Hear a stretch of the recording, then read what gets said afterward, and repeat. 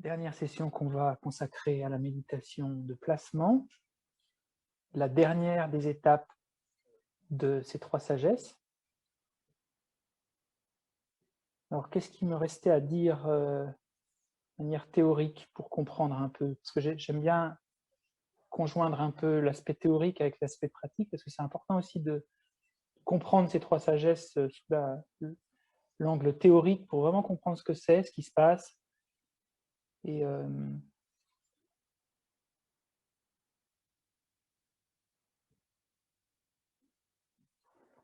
on peut définir ces trois sagesses en termes de ce qui apparaît à l'esprit quand on est en contact avec ces trois sagesses. Par exemple, si je médite sur l'amour et que ce qui se développe en moi, c'est la sagesse qui est née de l'écoute, je ne vais pas voir le sens qui apparaît à l'esprit, je vais simplement avoir les termes, les mots. Les textes classiques disent la sagesse née de l'écoute, c'est ce qui apparaît principalement quand on écoute. C'est ce qui apparaît à l'esprit principalement quand on écoute. Donc, c'est plutôt les mots, les termes. Et d'ailleurs, souvenez-vous, hier, quand j'ai dit sagesse, c'est plutôt la conscience discriminante que la sagesse, parce que ce n'est pas une grande sagesse que d'être capable de comprendre les mots qui sont dits par quelqu'un qui s'exprime. Or, ça porte quand même cette désignation sagesse. C'est plutôt la conscience discriminante qui permet de reconnaître les mots par opposition à des mots qui n'ont pas été prononcés, par exemple. Simplement ça, hein. C'est tout simple. Hein. Dans la sagesse qui est née de la réflexion, on développe la réflexion jusqu'à temps qu'on ait à la fois les termes, les mots, et le sens qui apparaît à l'esprit. Quand on parle du sens, on parle de la chose elle-même. On commence à rentrer en contact avec la chose elle-même.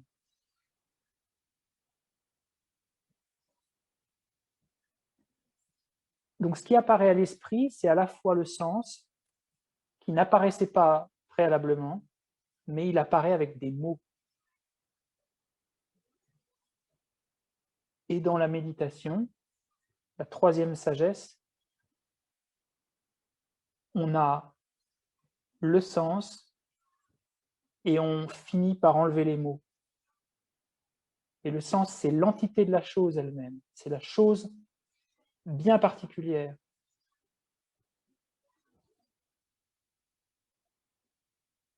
Puisqu'en termes bouddhistes, le but, c'est d'avoir on appelle ça des consciences directes, des consciences qui ne sont plus des consciences conceptuelles, c'est-à-dire des consciences qui s'engagent avec la chose, avec l'amour, avec la chose qu'on essaie de développer, sans qu'il n'y ait plus de filtre conceptuel, parce que le concept a la tendance à filtrer la réalité, de manière subtile, hein, mais il la filtre.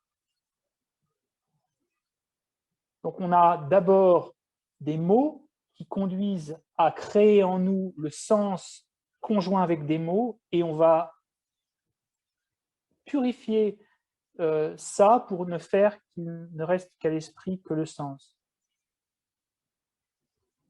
C'est pour ça que vraiment cette analogie de la purification de l'or, c'est vraiment ça. Hein. C'est avoir ce minerai, parce qu'au départ, on n'a que des mots, mais il n'y a pas vraiment le sens, on ne comprend pas vraiment. Et puis à travers la réflexion, on arrive à trouver le sens, et puis après, on finit par enlever les mots. Et on finit par focaliser l'esprit simplement en un point sur le sens.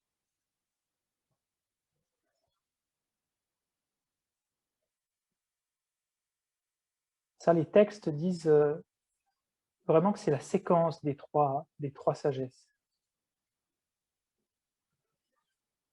Et quand on ne fait que réfléchir, on n'active que cette sagesse de la réflexion. Maintenant, il faut s'habituer à faire surgir en nous la chose sur laquelle on médite, jusqu'à temps qu'il n'y ait plus de mots, qu'on puisse faire disparaître les mots et qu'on demeure en contact avec la chose elle-même.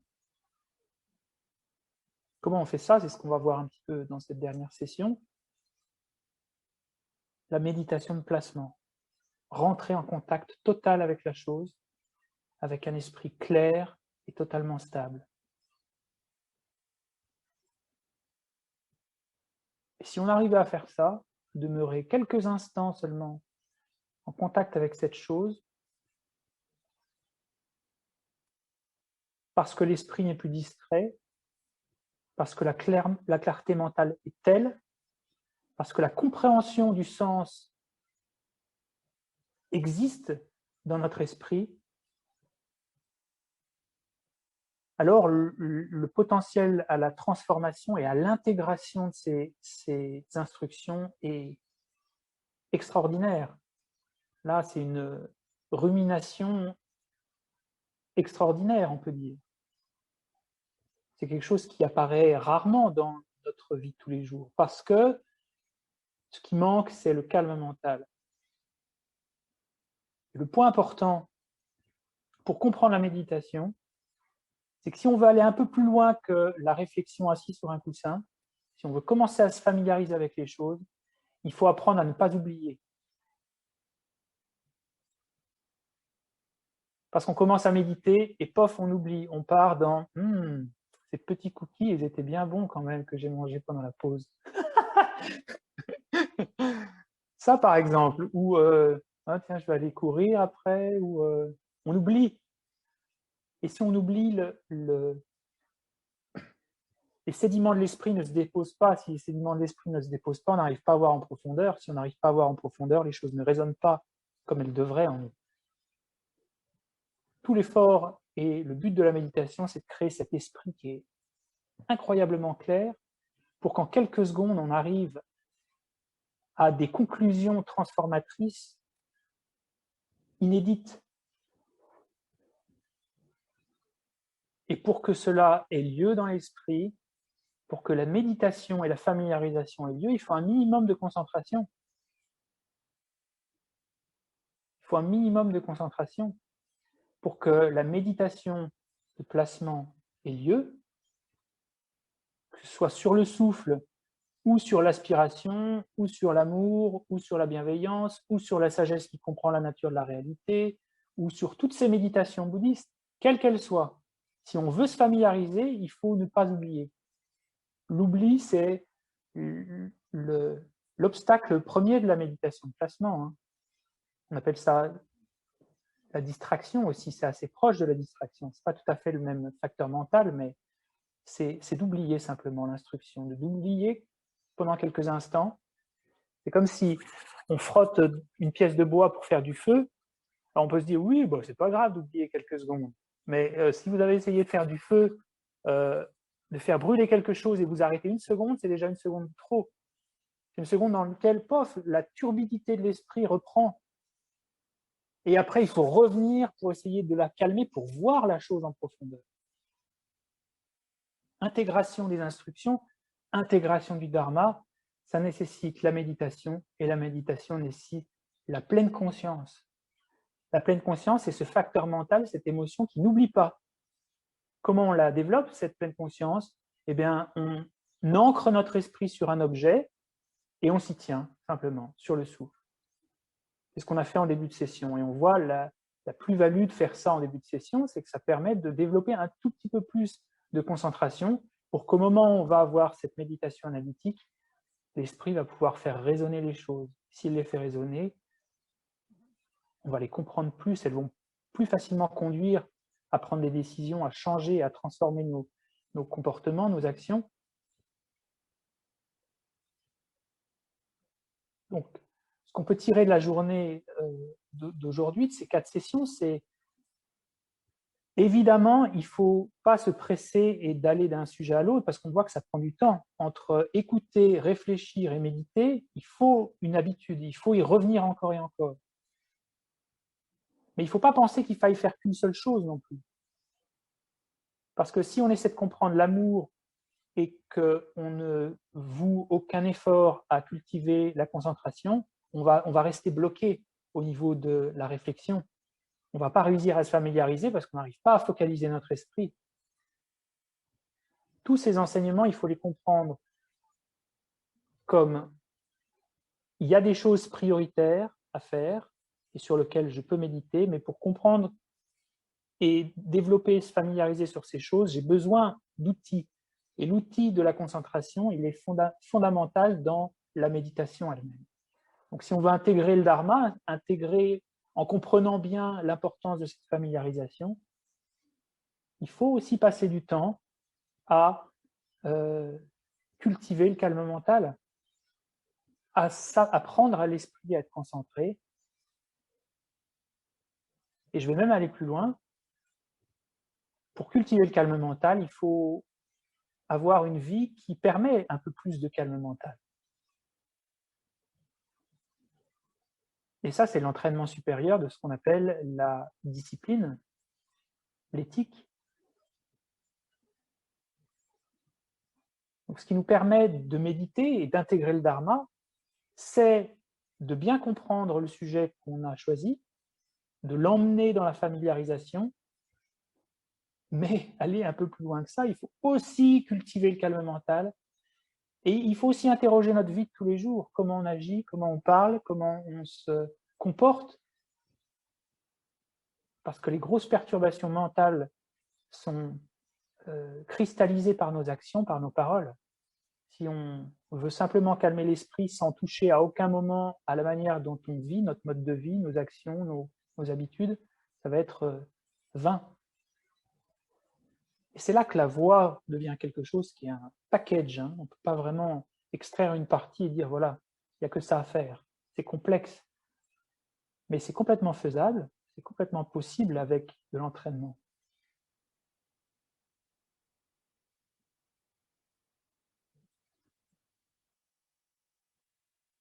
Alors, il y a quelques questions, je vais peut-être... Moi, j'ai appris... Alors, est-ce qu'au bout de la famille... Non, il y en a encore d'autres. Juste pour partager la conclusion du film dont tu parlais hier, me questionne sur le bonheur plutôt que sur le regret, quand j'ai été pleinement heureuse pour la dernière fois. Dans tout ce que je fais dans ma vie, à quel est-ce que je me sens pleinement heureuse? Je ne suis pas sûr de comprendre la question. Corinne, si tu es là, Corinne, aujourd'hui, je t'invite à... Je pense que tu partages en fait, oui, oui, d'accord, tu partages ce que tu as évoqué à la fin du film, qui était différente de ce que j'ai présenté. Oui, oui, à certains films, on peut les voir de manière différente. Moi, j'essayais pas de lire le texte et de proposer que c'était la seule lecture qu'on pouvait avoir de ce film, Citizen Kane. Mais si c'est pas très clair ou je réponds pas à côté de ta question, tu peux me reposer la question si tu veux. Est-ce qu'au bout de la familiarisation sur un objet, il y a la connaissance de l'objet? Alors là, c'est une question que je pourrais vous poser. Est-ce que la connaissance de l'objet, elle arrive à la fin de la méditation? Elle arrive quand on comprend déjà l'objet. Quand on fait simplement la réflexion, on arrive à comprendre le sens. Pendant un instant, on a la connaissance de l'objet. Si on n'a pas la connaissance de l'objet, on l'a vu tout à l'heure, il n'y a pas de familiarisation. Donc la connaissance de l'objet, elle arrive au niveau de la réflexion, mais elle est très imparfaite parce qu'elle n'est pas stable, elle n'est pas puissante et elle n'est pas extraordinairement brillante puisque l'esprit n'est pas stable sur elle. Donc la connaissance, en fait, il ne s'agit pas juste d'avoir la connaissance, il faut que cette connaissance elle soit brillante et elle soit stable. D'où le besoin de méditer, de se familiariser. Moi, j'ai appris par la méditation à se détacher du mental, justement, en se focalisant sur la respiration, par exemple.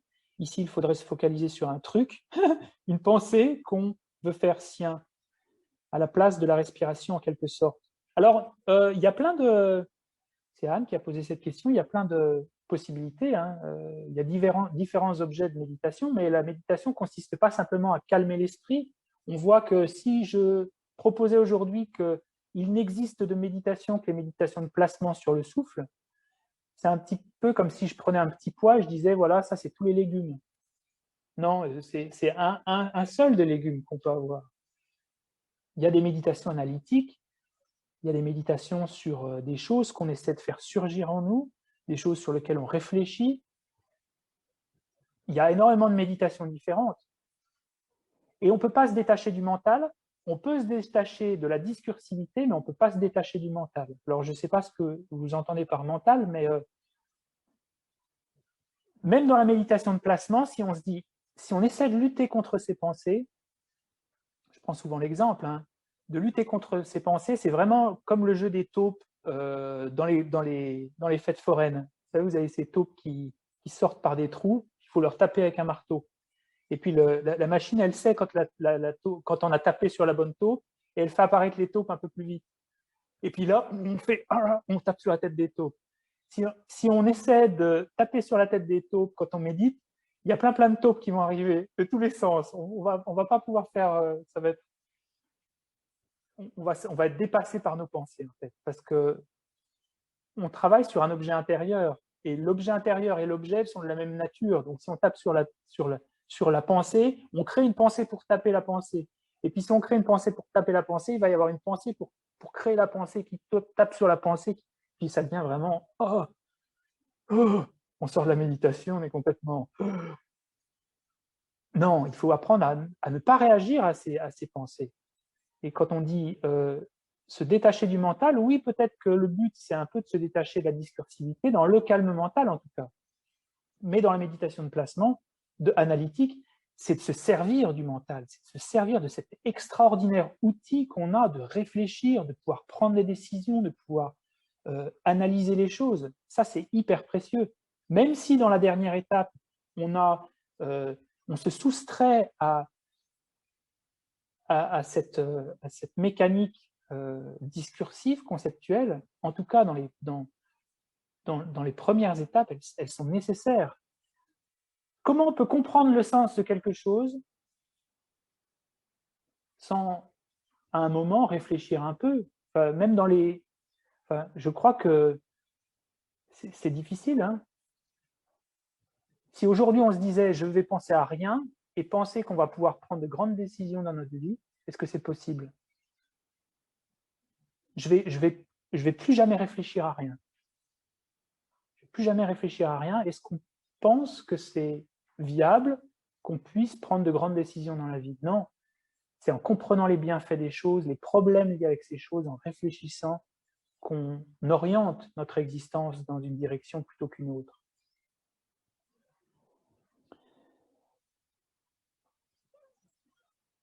Mais qu'est-ce qu'on place comme pensée? Ça dépend vraiment de l'objet, qu'est-ce qu'on place comme pensée. Hein. Mais peut-être que dans la méditation qu'on a fait, c'est apparu un peu plus clair, qu'est-ce qu'on place comme pensée.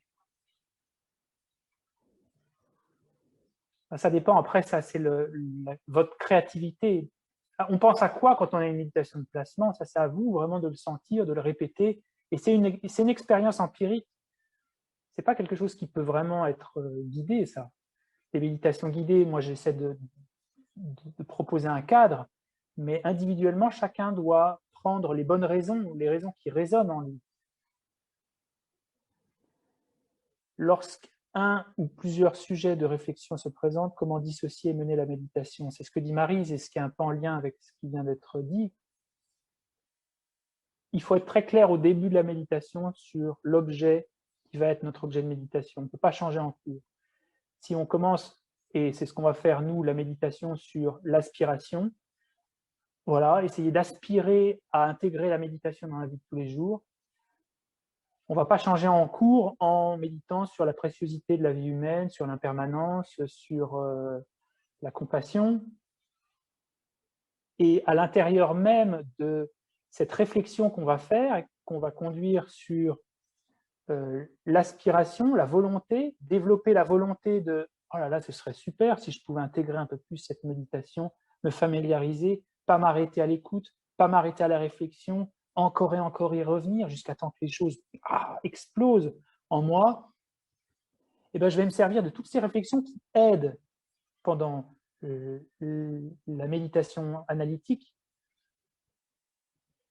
Et ça, c'est à vous individuellement à piocher les éléments de vos souvenirs, des citations, des écrits que vous avez pu contempler, toutes les choses qui vont servir. Et là, il faut être très créatif. Hein. Toutes les choses qui, dans la méditation analytique, vont servir le propos, utilisez-les. Et si les choses ne servent pas ou sont portées sur un autre objet ou vous séparent de l'objet, alors c'est certainement qu'il vaut mieux revenir à autre chose. Et c'est pour ça que plus on a le calme mental, plus on a cette réceptivité de savoir exactement quel type de raisonnement on a besoin pendant la méditation analytique. La méditation shamatha ne devrait pas être vue comme un outil qui nous amène au calme de l'esprit. Ensuite, de quoi, après un bon entraînement à la non-distraction de l'esprit, on peut pratiquer la méditation analytique. La méditation shamatha ne devrait pas être vue comme un outil qui nous amène au calme de l'esprit. Ensuite, de quoi? Ensuite, de quoi, après un bon entraînement à la non-distraction de l'esprit, on peut... Alors, la méditation analytique, elle précède la méditation de placement sur un objet. Quand on a un thème particulier, on voit que dans la séquence des 3 sagesses, la méditation analytique, elle précède la méditation de placement. Mais le développement du calme mental, c'est-à-dire atteindre shamatha, atteindre cet état extraordinairement perceptif et de l'intelligence et de l'esprit, ça précède vipassana. Il y a une différence entre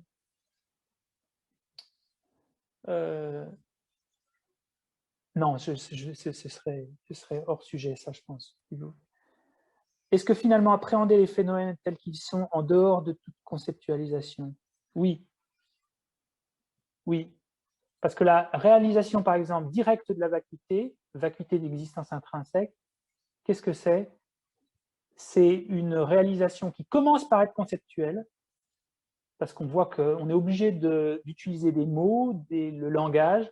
On finit par avoir une réalisation conceptuelle dans laquelle les mots s'effacent, et puis finalement on arrive à avoir une réalisation directe, qui est encore plus puissante que la réalisation conceptuelle. Réalisation directe de la vacuité. C'est-à-dire qu'il n'y a plus du tout, on ne connaît plus la chose à travers une image mentale, à travers une catégorie mentale, pardon. Pour commencer, est-ce que tu conseilles de lire un texte sur un sujet? Sur les 3 sagesses, non, mais je pourrais vous encourager de lire un livre d'Alan Wallace qui s'appelle La révolution de l'attention, qui parle du développement de shamatha, parce que c'est vraiment ce qui peut aider aussi. Hein. Mais des livres sur les 3 sagesses, j'en connais pas beaucoup. Hein. J'en connais pas beaucoup et je peux même pas en citer un qui fasse vraiment uniquement le traitement de ces 3 sagesses. Je voulais dire... Ah oui, alors c'est Anne, pardon, qui revient. Je voulais dire ne plus se laisser perturber par les pensées qui viennent. Ah d'accord, je comprends. Merci Anne d'avoir ajouté ça. Oui, alors il faut plus se laisser perturber par les pensées qui viennent. Et la manière de faire, c'est de leur accorder le minimum d'énergie. Reconnaître ces pensées qui viennent dans la méditation de placement et leur accorder le minimum d'énergie. C'est-à-dire, le minimum d'énergie, c'est reconnaître qu'elles sont là et leur accorder le minimum d'énergie, c'est même pas les nommer, c'est simplement, une fois qu'on l'a reconnu, de laisser ces choses-là s'évanouir. C'est déjà de leur accorder beaucoup trop d'énergie que oh non, il ne faut pas qu'elle soit là. Il ne faut pas que j'ai de pensée. Il ne faut pas que je pense. On a vu, ça c'est vraiment le jeu des taupes. Alors, on va revenir à cette méditation de placement. Comment on va faire pour méditer maintenant sur ces 3 sagesses? Et avant ça, un dernier petit mot, et on aura terminé avec l'aspect théorique, on va pouvoir vraiment passer à la pratique. Il y a une différence entre pratiquer une sagesse et développer ou accomplir la sagesse particulière. Et je pense par exemple à la dernière, la sagesse qui est née de la méditation, elle n'intervient, elle n'apparaît dans l'esprit que quand on a acquis le calme mental. C'est uniquement quand on a acquis le calme mental qu'on peut vraiment avoir l'éruption en nous de cette sagesse née de la méditation. De la même manière, la sagesse qui naît de la réflexion, elle ne vient que quand on a compris le sens de manière sûre et définitive. Sûre et décisive, pardon, pas définitive. C'est-à-dire qu'on commence par réfléchir, mais on n'a pas à développer la sagesse de la réflexion. La sagesse de la réflexion, c'est quand à la fin de la réflexion, oh, on comprend le sens.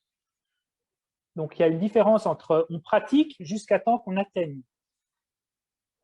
On réfléchit jusqu'à temps qu'on atteigne la sagesse de la réflexion, et ensuite on se familiarise, c'est-à-dire on médite jusqu'à temps qu'on atteigne la sagesse qui est née de la méditation. Mais en réalité, pour avoir la sagesse qui est née de la méditation, il faut le calme mental. Le calme mental en ce terme de shamatha, il faut avoir atteint le calme mental. Et ça ne nous empêche pas de méditer, ça ne nous empêche pas d'atteindre le calme mental, mais ça montre simplement que les méditations de placement et analytique seront beaucoup plus puissantes si elles sont conjointes avec le calme mental. Voilà.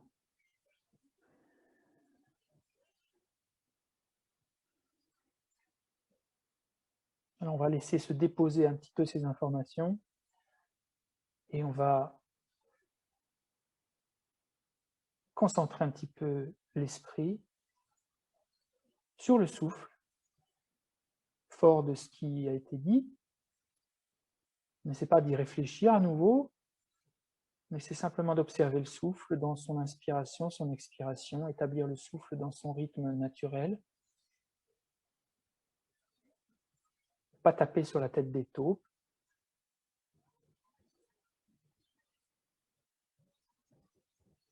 Ce qui nécessite une acceptation, une bonté profonde de savoir, bah oui, je suis distrait. Bah oui. Ne pas essayer que l'esprit soit autre que ce qu'il est maintenant.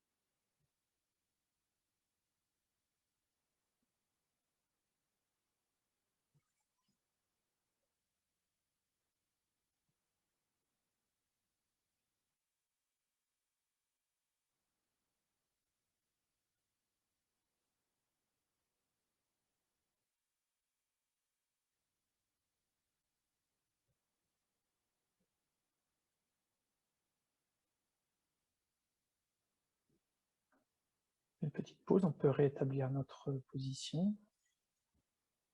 Observer si dans le corps des tensions musculaires se sont installées.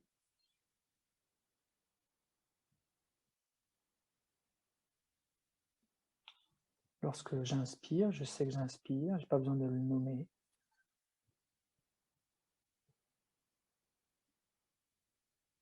Comme quand on regarde un nuage, on n'a pas besoin de se dire « Oh, un nuage !»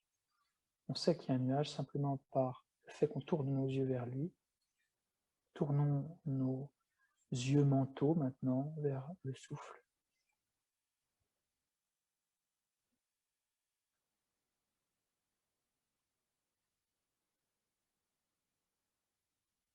Restons conscients de lui, simplement conscients. simplement observant.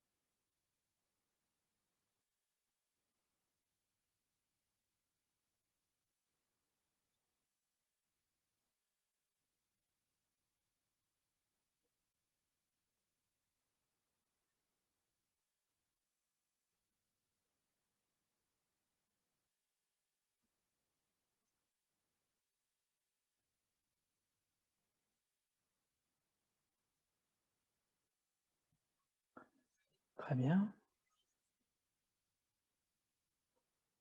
Alors voilà en quoi va consister la dernière étape maintenant. On va refaire un petit peu de réflexion, se souvenir, voilà, ce qu'on a vu un peu pendant ces 4 sessions. Parce qu'on va utiliser le support de ce qu'on a compris, le sens de ce qu'on a compris cette fois-ci, comme objet de méditation. On pourrait prendre autre chose, mais autant prendre des choses qu'on a un peu compris, parce que c'est plus vibrant maintenant à notre esprit après ces 4 sessions. On va se servir de ça, on va le réfléchir encore un peu, peut-être faire surgir en nous le sens, c'est-à-dire la compréhension, en disant « Ah ouais, en fait, il faut que j'aille plus loin. Si je veux des résultats, il faut que j'aille plus loin. » C'est un peu aussi... c'est de l'optimisation, mais bon, c'est... Heureusement qu'il faut être un petit peu optimum. Il ne faut pas être control freak, il ne faut pas être des optimizers, comme on les appelle, les gens qui sont sans arrêt en train d'optimiser. Mais oui, la méditation, c'est le but, c'est d'optimiser la transformation intérieure. L'intégration aussi, ces instructions. Donc, on va réfléchir un petit peu, activer cette sagesse née de la réflexion, puis après, on va reprendre cette motivation. Voilà, puissais-je faire des choses? Et c'est une forme de détermination, de volonté. Hein.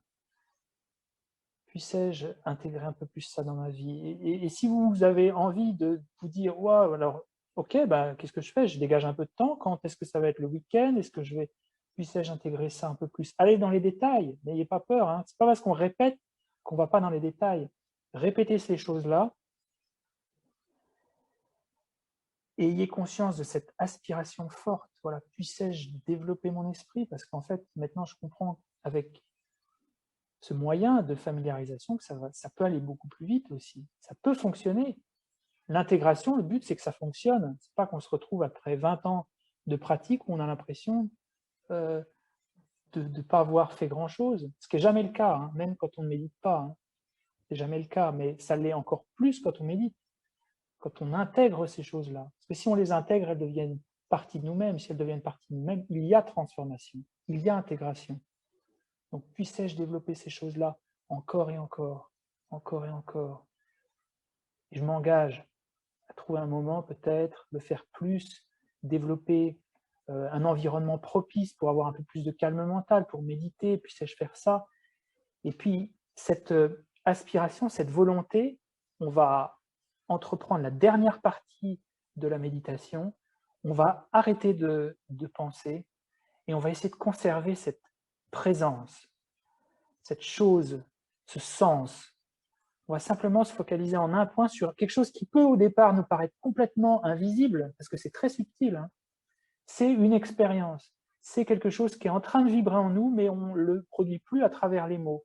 Et là, on se laisse simplement remplir par cette volonté, cette aspiration à méditer, mais sans plus qu'il ne soit nécessaire pour la produire d'utiliser des mots, du langage et une discursivité mentale. C'est subtil, hein. C'est subtil. Là, c'est vraiment du micro, la microchirurgie. Mais on peut essayer en tout cas, c'est pas dit que ça fonctionne, hein, mais essayez en tout cas d'être réceptif à ça.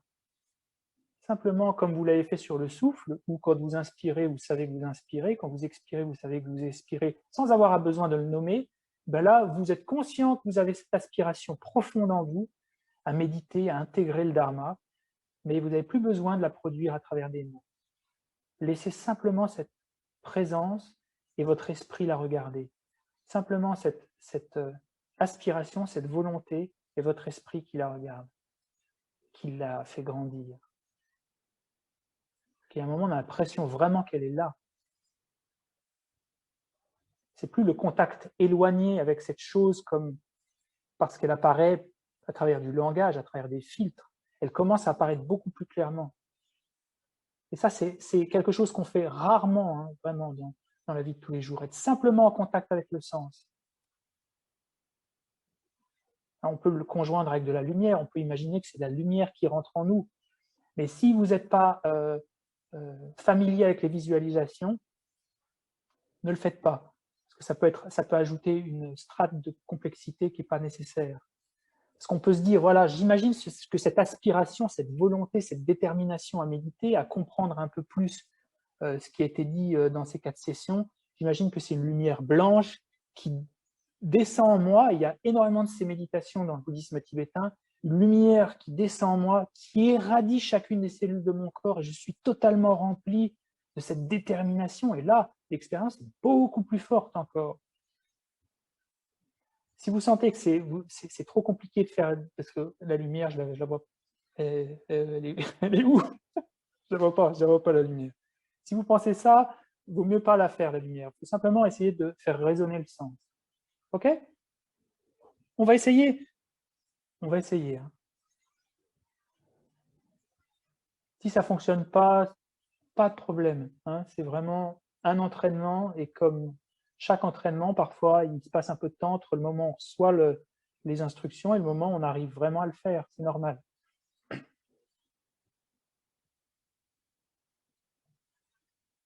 Et on revient à la même chose, encore et encore. Ce n'est pas une répétition pour nous. Ce n'est pas une répétition parce que on veut faire vibrer ces choses-là. Où est-ce que je m'arrête dans la transformation intérieure?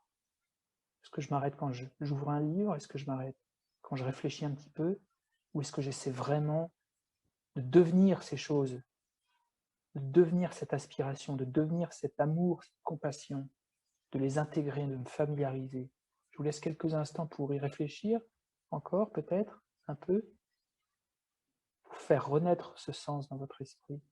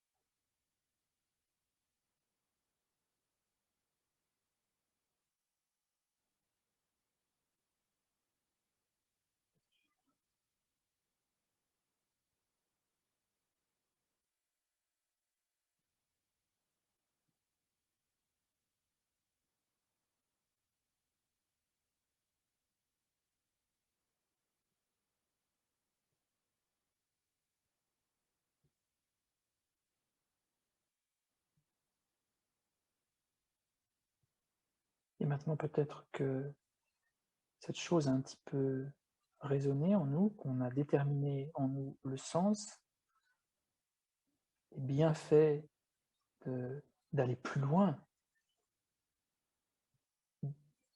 et d'activer la familiarisation, la méditation en nous, de le faire plus souvent. On va pouvoir commencer cette méditation analytique, plus pour faire émerger à nouveau le sens dans notre esprit, mais pour servir de ce sens et le développer.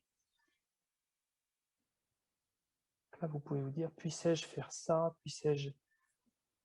Et faites des listes, ne demeurez pas trop longtemps sur un seul élément, essayez vraiment de ne pas vous attarder trop sur les détails, pas essayer de faire ce que vous faisiez avant dans la réflexion, c'est-à-dire revenir, recomprendre à nouveau, rétablir à nouveau. Non, là, essayez de couvrir plus superficiellement, mais c'est pas superficiel, c'est profond, mais d'aller d'une intention à une autre. Puissais-je intégrer plus cette méditation dans ma vie de tous les jours, trouver des moments, faire résonner ces choses en moi, parce que c'est possible. Essayez vraiment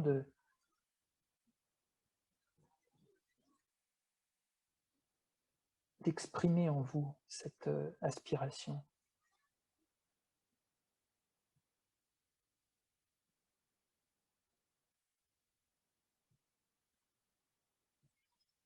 De vous familiariser avec.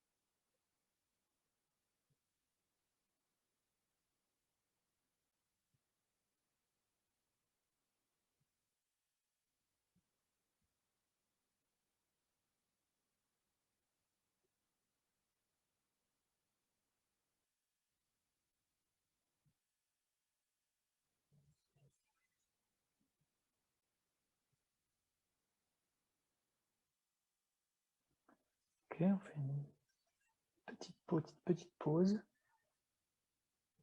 Et ce qui va se passer dans la dernière partie de cette méditation, et là c'est vraiment une méditation, c'est qu'on ne peut pas passer tout à coup de la méditation analytique par le biais des mots et faire un quart d'heure de méditation de placement, parce que la chose, elle apparaît très subtile, cette chose qui est le sens, cette détermination profonde d'intégrer le dharma, d'intégrer ces instructions, elle apparaît très fugacement dans l'esprit. Donc, on va faire des micro-séquences, un peu de méditation analytique, où vous essayez de recréer cette détermination. On abandonne les mots, on abandonne le raisonnement, et on se laisse simplement remplir, envahir de ce sens, on se focalise sur lui, comme si on regardait l'espace un peu. Mais dans cet espace, il y a le sens qui demeure. Et on le fait quelques secondes. Si on a l'impression qu'il disparaît, on revient et on le fait surgir à nouveau à travers la méditation analytique. Puissais-je intégrer le dharma, ne pas m'arrêter là où je le fais trop souvent, parce que ça ne fonctionne pas, ça ne m'apporte pas grand-chose, ça ne m'apporte pas ce que ça devrait, ça m'apporte des choses, c'est important, c'est capital même, mais puissais-je continuer? Et puis là, on a le sens qui existe là, et on va supprimer maintenant la terre, la boue, la gangue qui entoure l'or, et on conserve l'or uniquement à l'esprit à travers le sens, et on laisse résonner en nous.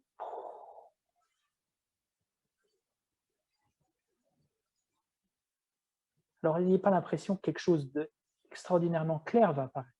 C'est subtil, mais ça existe.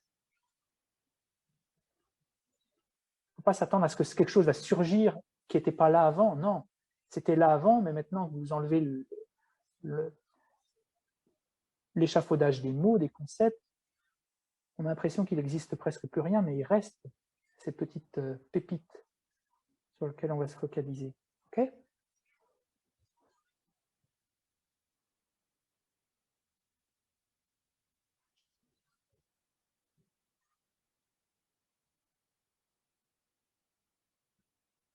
Parce que ce que je ne vous ai pas dit, c'est que cette méditation, puissais-je développer le dharma, puissais-je aller un peu plus loin, puissais-je développer plus de calme mental, de concentration, c'est ce qu'on appelle l'amour de soi. C'est une méditation sur l'amour de soi. Puissais-je posséder le bonheur et les causes du bonheur, posséder la concentration, posséder cette sagesse née de la méditation, de la réflexion et de l'écoute. Se souhaiter ça, pour nous, c'est une forme d'amour pour soi.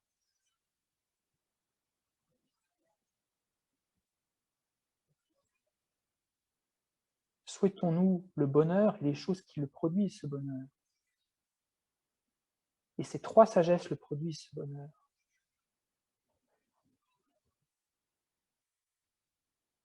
Donc, quelques instants de méditation analytique.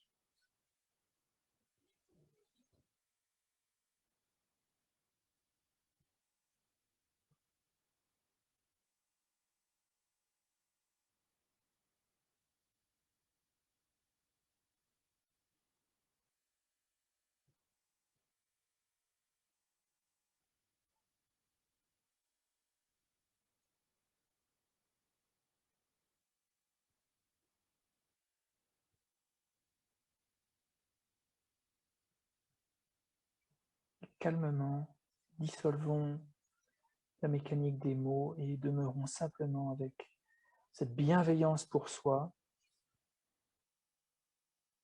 lumineuse. Laissons-la demeurer en nous.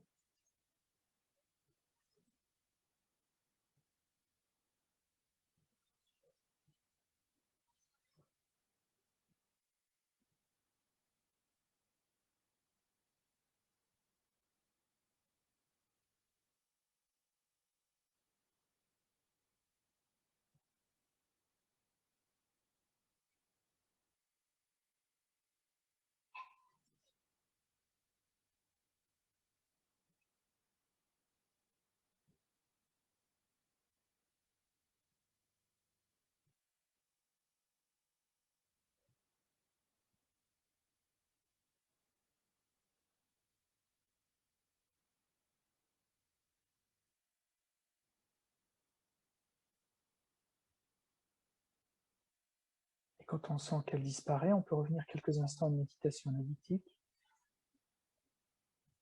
Voilà, puissais-je posséder le bonheur, les causes du bonheur.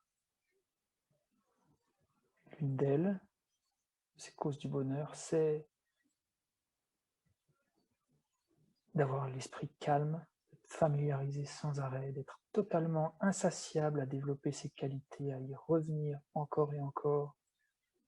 Une fois qu'on a cette bienveillance pour soi, on peut l'étendre à tous les êtres. On ne va pas le faire maintenant, mais c'est ça le but. Donc, utilisons les mots encore quelques instants, et puis après, on va se laisser porter simplement par le sens lui-même.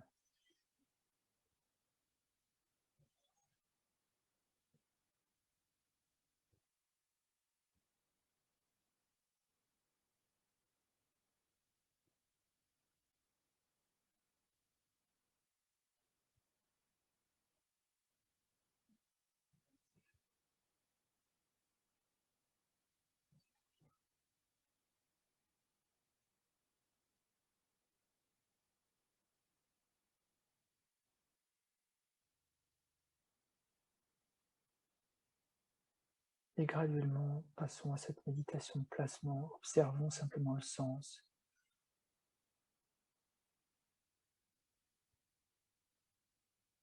Qui rayonne en nous.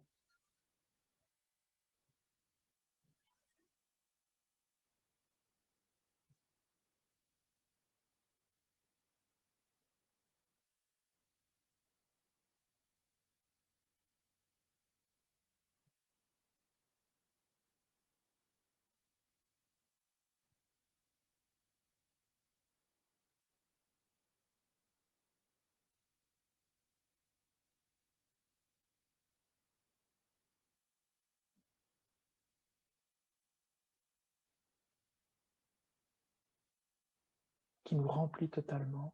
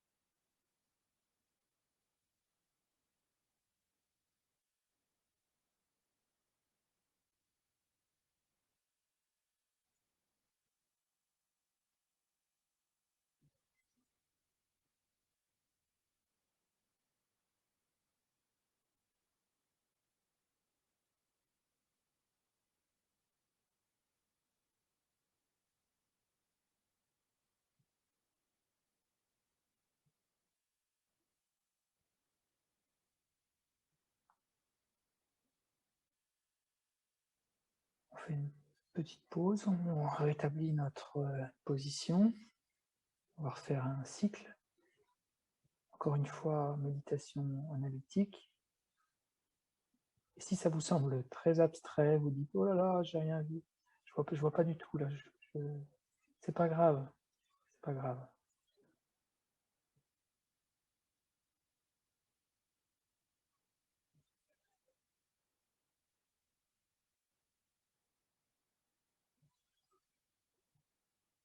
C'est un peu comme de mettre un téléphone, pas un téléphone, un appareil photo en pleine nuit.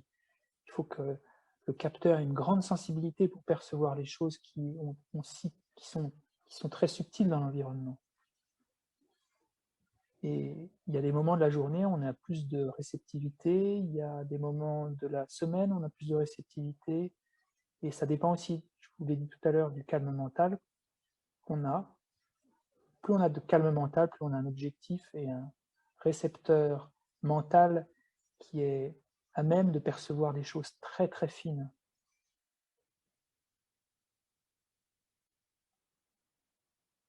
Donc c'est normal si ça ne nous apparaît pas clair ou pas présent, c'est normal. Ok? On va reprendre. Encore une fois, c'est une méditation d'amour, de bienveillance, se vouloir du bien. Et se vouloir du bien, c'est une aspiration, c'est-à-dire que je me souhaite à moi de pouvoir activer ces trois sagesses. Voilà, puissais-je aller dans cette direction plus?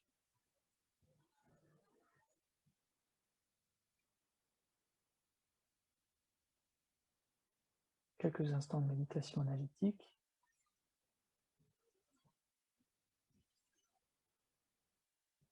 Puissais-je?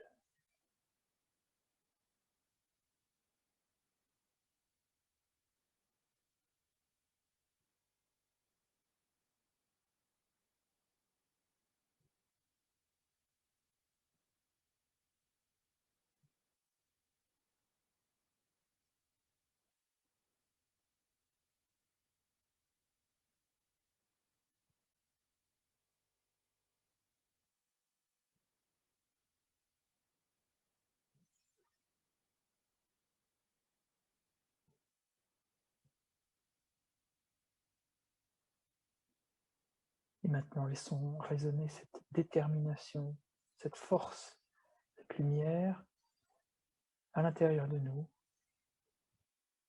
sans plus la nourrir avec des mots, des phrases, simplement cette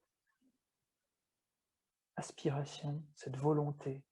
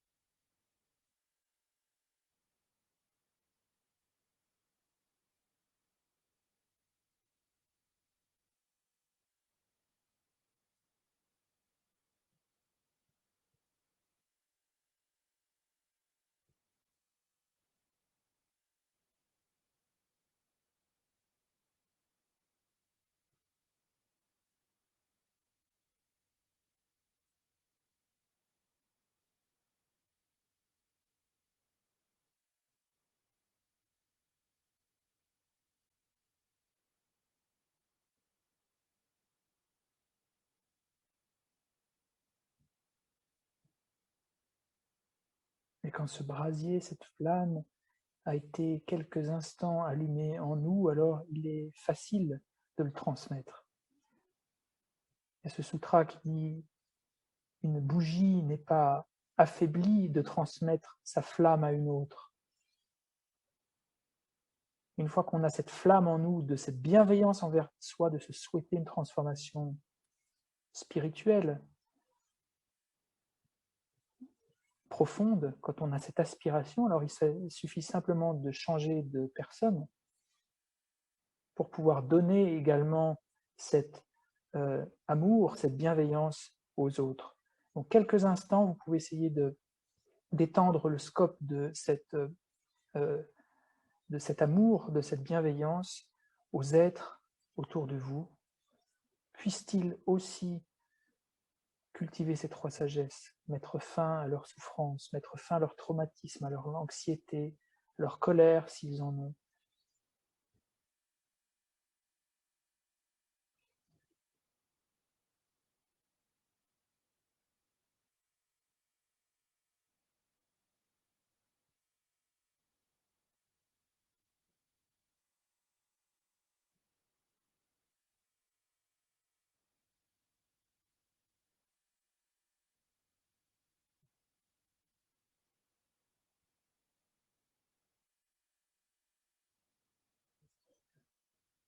Ayez l'impression qu'une lumière jaillit de votre cœur sans plus la faire surgir à travers des mots et qu'elle irradie l'univers entier maintenant de cette bienveillance.